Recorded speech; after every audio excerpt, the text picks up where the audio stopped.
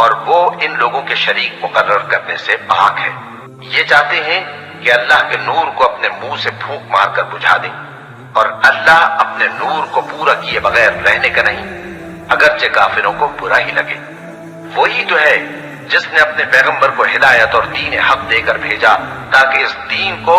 دنیا کے تمام دینوں پر غالب کرے، اگرچہ کافر ناخوش ہی ہوں۔ مومنوں، اہل کتاب کے بہت سے عالم اور مشائخ لوگوں کا مال ناحق کھاتے اور ان کو اللہ کی راہ سے روکتے ہیں، اور جو لوگ سونا اور چاندی جمع کرتے ہیں اور اس کو اللہ کے راستے میں خرچ نہیں کرتے، ان کو اس دن کے عذاب علیم کی خبر سنا دو، جس دن وہ مال دوزخ کی آگ میں خوب گرم کیا جائے گا، پھر اس سے ان بخیلوں کی پیشانیاں اور پہلو